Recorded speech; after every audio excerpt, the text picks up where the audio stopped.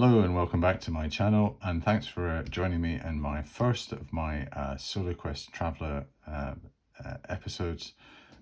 We are going to do some character generation. Great fun. You know, everyone likes a bit of Traveller character generation, and I have been missing it so much that I thought, right, this is the first thing we need to do. Just before we kick off, actually, I did notice something. This is the original, the 1977 copy of the Traveller books, Characters in Combat, and playing the game, and I remember talking about these in my introductory episode on Traveller, and it said the following are the basic descriptions of the possible game configurations. And the first one is called the Solitaire game. And I'll just read it out verbatim. One player undertakes some journey or adventure alone. He handles the effects of the rules himself.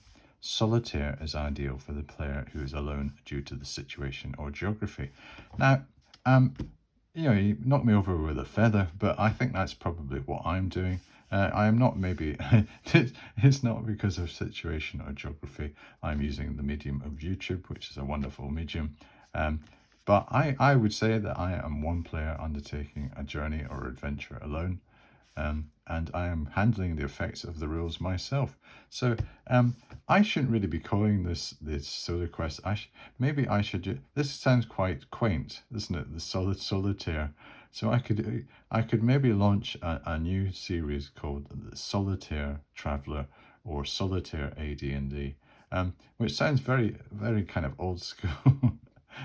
Maybe I should have looked at this first, but I have branded it SoloQuest, and I think SoloQuest is probably a bit more what it's all about, and it's also quite universal and it can apply to other game systems. And this was the scenario. Several players, they do it just based on an individual adventure, and then I think this is what I plumped for the campaign. Several players manipulate their characters.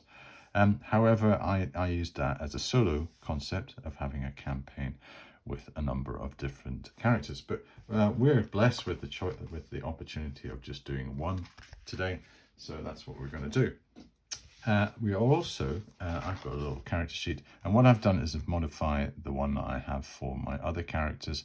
I've taken things out that I don't need, like things like their personality, their homeworld, whatever. I'm just going to generate all those things myself. The personality for this individual is going to develop as we go through. I'm not saying that it's going to be my personality. It's probably going to be one I develop, but I haven't really thought about that just now. I'd rather wait and see how that emerges. And that's one of the things about this campaign. It's all going to be about emergent roleplay. So the other stipulation is that I thought for my first character that unfortunately, if there is a feminist viewer, I am going to plump for male as my first character. Only on the basis that I am a male, so I probably could see. It's just going to make it a bit easier for me. I do have very good representation in my main campaign. I have three ladies and one gentleman.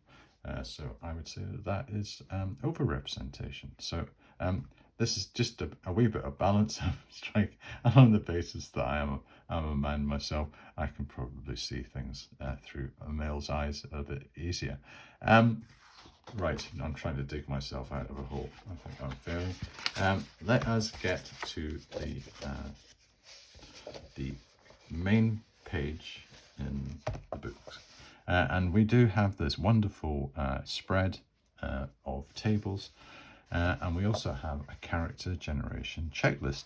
And because this is quite streamlined and I only have to do one, I am kind of blessed for not having to consult any other tables and whatever, and really just use my imagination. I've got my tools of the trade. I've got my trusty pencil, red pencil.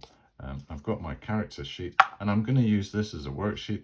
I do know that I could risk death and annihilation in some vacuum in outer space, but what we can do is I can use the magic Brian's Channel eraser.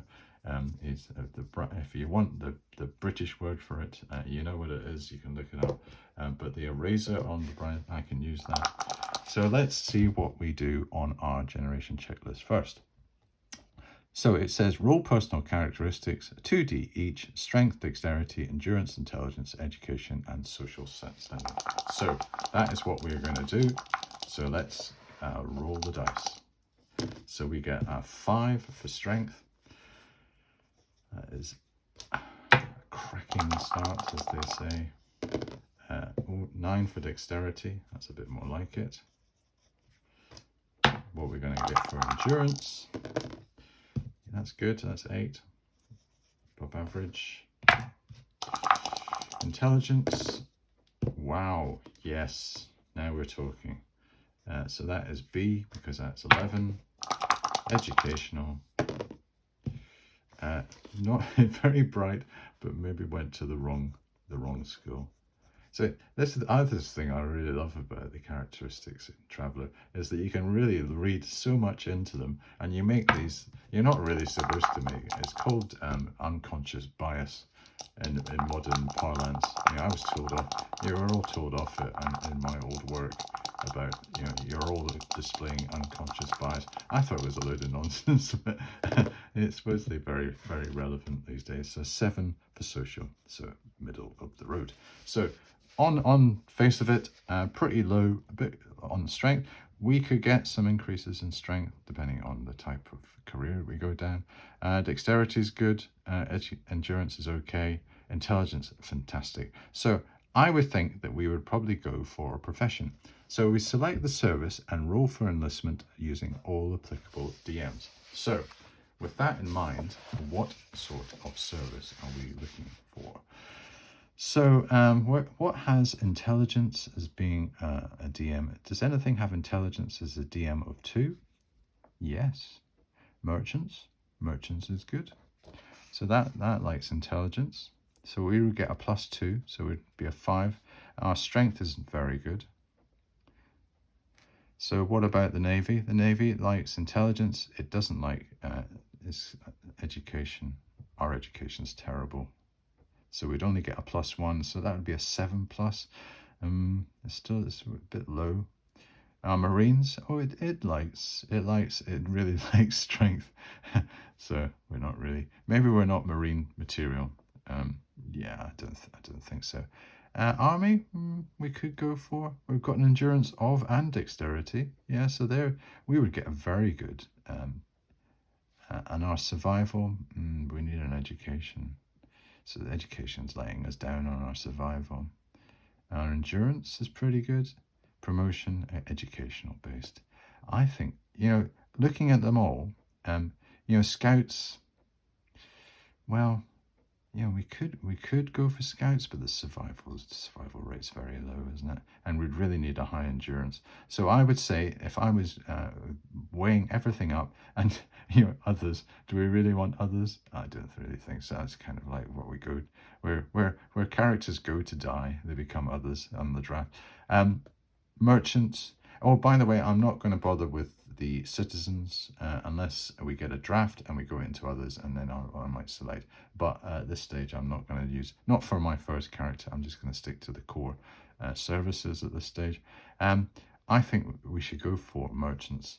So what are we going to get? We're going to get for enlistment, we are going to get, we're not going to get a +1 for strength, but we will get a +2 for intelligence. So we need a 5+ to enlist. Surely. Oh, yes, that's before we even do that. What we should do, we haven't even got a name for our character. Well, let's see if he enlists first, and then we can christen him. Oh, have you seen that? Oh no, we're gonna have to go for the draft. All right, okay. I think this is worth a juncture. I think this is worth a little. I'm going to cheer myself up and choose a name. So let's, a male name. So Burton, does that sound, I don't know, Connor, Sean Connery. Adric, Carter, get Carter. Zarid, yeah, I think Adric sounds quite good. What about surname? Adric, Wardson, Avant, Ericsson. Adric Parkins Garce. How about, yeah, let's go for Wardson. Adric Wardson. That is his name. So he is called Adric Wardson, and already he has failed at the first post. He has not got into the merchants. So if rejected, try draft. So this is the draft. So let's see how we get on. Oh, so we go into the Navy. So we are in, our service is Navy. And I think with the draft, you do not get attempt for, yeah, if rejected, try draft. And I think with draft, you don't get access to any chance of getting a promotion or a commission. So I'll just double check that that is the case. But I'm sure that is the information. Should an attempt at enlistment fail, the character must submit to the draft. Each of the 6 services has a draft number. We've done that. Draftees are not eligible for commissions during their first term of service. They do become eligible during the second and subsequent. Okay, so that's a bit of a disappointment. So when it comes to survival, we have a really good intelligence, so we just need a 3+. So Adric, in his first term, he survives well. He probably has quite a, maybe a quiet term of service, because he has not, he's kind of come into the Navy through the back door. He's got a very high intelligence. He hasn't really got the credentials. He hasn't got the very high social, and he hasn't got a very low education. So maybe he's come in on a special scholarship or whatever. That's probably the reason, and he's been drafted in. So he does survive. He's not up. He doesn't get a commission in his first term, and he won't have access to a promotion. So will he re-enlist? That is the question. 6+.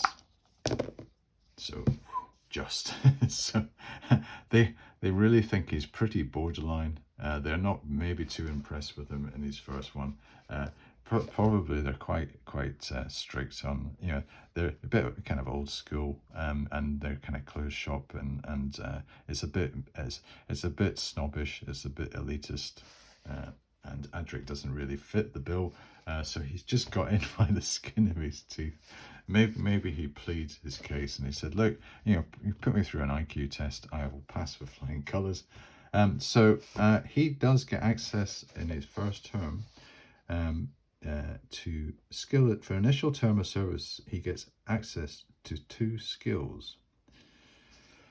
So what is he going to go for? Now he isn't able to go for advanced education, because his education is so poor, which is a real, you know, this is where you see the power of some of these attributes, that they do have quite an impact on certain things, and they can close off corridors of opportunity at the moment's notice.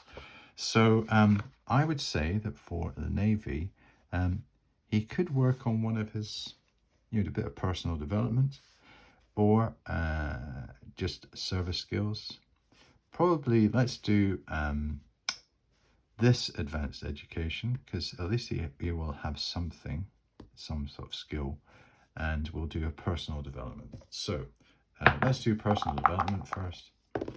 We get a 6, so you get +1 social, so he goes up to 8. So maybe he got a bit of a buff from, he got into the right circles, and they managed to argue his case at the end. He could have been almost jettisoned out of the service, the first hurdle, but someone's managed to come to his aid and rallied him, and got him in just by his shirt tails. So what else is he going to go for? This advanced education table, of course. Let's see if he picks up a nice Navy skill.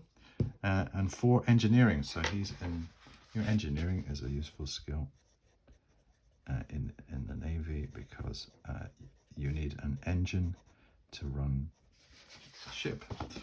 So he's down in the engineering room. He's with maybe the equivalent of Scotty. Maybe someone like Scotty at Star Trek has been a bit of a mentor and has managed to keep him in. So he has re-enlisted. He is on to let's just put our notes down. So we've got term 1, and we're now on to term 2. Okay.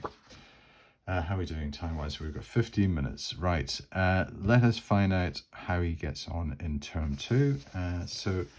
We were all for survival, and he gets a +2 for survival. So at least he's got this really good intelligence. This was a good career to be drafted into, with hindsight. Yes. So he has a good term. He maybe not in too many conflicts or ship incursions or meetings. Maybe just the normal kind of intercepting smugglers, searching for contraband, that kind of thing. Not too many. And probably a lot of exercises. Let's say that type of thing, but not really any direct action. So his commission. Now he needs a 10+ for a commission. And I do remember Saria. She was really kind of almost, it was like a bit of a glass ceiling for her. She couldn't get through because of her social. When our social's 8, so we're almost at that stage. So we do need a 10+. It's a very tall order. 8. So again, so he misses out. Maybe just the engineering is kind of the place for him to be. He's just going to stay as in the ranks. That's a bit sad. So he doesn't get a commission. He does get his chance to re-enlist, and he will get access to 1 skill. So, he just makes it by the skin of his teeth again. My goodness. Probably his mentor or his helper is really having to argue his case, and they're saying this guy is not really maybe coming up to scratch, or maybe he's doing things on duty that is maybe he's probably still quite young, and he's having to get his puppiness kind of knocked out of him a bit, and he's maybe doing a few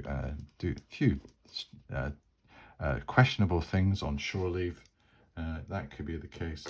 So he's just made it back in. Obviously, with my tables, I would have been probably laying on lows, that in by the skin of your teeth type thing. But from just my kind of own imagination, I'm getting a bit of a picture of what Adric's like. I think he is probably someone that needs to become a bit more mature, and maybe with age, he's now that'd be 20, 18, 22, 26 now. So yeah, he should be maturing now. As he goes into his 3rd term. But we have the good news. We could go for another skill. And I suppose if we got this, is it worth it going to, the outside chance that we get another personal development, or do we really want a skill? I think we should go for a service skill, and try and get some gun combat ability. So we get a 4 gunnery. Okay, so we are maybe it was a bit hotter what he was doing. He got pulled in to do some gunnery. Maybe one of the gunners had been wounded, and he had been asked to step in, and he had a bit of natural acumen with it, with his dexterity and his intelligence, and he quickly picked it up. And now he is being trained on gunnery, and they think, right, he's pretty versatile, and maybe that's been added in to give him a bit of incentive to get back into the Navy. Okay, so we're on to term 3. Okay, so we have a survival roll of 3+. Yes, we survive very easily, but potentially we get we do something very special in our operations. Maybe this is linked with the gunnery and whatever, and we are in some form of action, and he really comes through valiantly. Commission. Let's see if that translates into a boost. We could have done with that roll for commission, but we get an 8, so we're getting there, but not quite. He keeps on applying for these exams and it just doesn't. And that just, we won't get a promotion either, which is a bit of a shame. So term 3, let's do his skill first, and it's before he re-enlists, and find out. So we've got engineering, we've got gunnery. Do we want another skill, or do we want the chance of getting social? I think it might be worthwhile just rolling the dice on that and seeing if we are lucky. And even if we're not, an increase to one of the characteristics is a good thing anyhow. So let's roll a d6 on personal development. We get a 1 strength. Well, we could have done with that, so that's okay. Strength goes up to 6. So we have a strength of 6. So he must have been doing some bit of weightlifting or some sort of physical development program as he was training. Let's see if we re-enlist. We are now term 3, so we're 30. Oh no, we are out. We are out on our... We keep on, it's very close shave every time we come to the re-enlistment. So there must be some, maybe there are just forces working in the Navy, and maybe they've got severe cutbacks or whatever, and we are the low-hanging fruit, and we just decided, look, this guy he's always up for it, up for either disciplinary or something, and he's only making it back in by the skin of his teeth, and he's always got these people around to vouch for him. But at the end of the day, we really just need high caliber naval people, and basically the people that we like and went to the same school as us, and this one obviously doesn't, so he's out. He's been punted out at the end of term 3, so that makes him 30.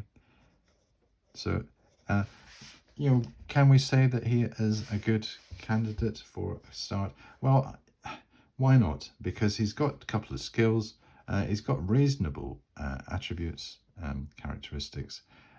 We can maybe give him a bit of access to, based on his mustering out benefits, potentially he might get something. So what I'll do in the for the next episode, I'll maybe just embellish a bit of the service history. I'll look back over the comments I've been making as I've been doing the video, and maybe just jot down a few points. I think that's a good thing. We got no rank. We served 3. So that is to be done.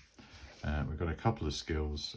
Let us work out our mustering out benefits, and this will do it quite nicely. It should be a full episode, and that's the idea. What I want to do is really just to set the standard for these SoloQuest episodes for any of these role-playing games I'll be playing, is they're going to be quite snappy. I'll just be getting to the point. I'll be using these rules, or whatever rule book that I am using at the time, and if I have any embellishments, I'll just be jotting down little mini tables or mini options that I can just look at and maybe roll the dice at and roll a percentage, and it will all be ad hoc, on the fly. I'm not going to get out, like with my actual traveller campaign. I've got all this stuff for all my, I've got all this type of stuff for my other campaign. That's my world profile, where I was writing down all my notes. We will be doing the world next, but I probably won't be doing all these layers of stuff. But I'll have one sentence and that will sum that place up. But that's enough to get us going, to get our imagination going.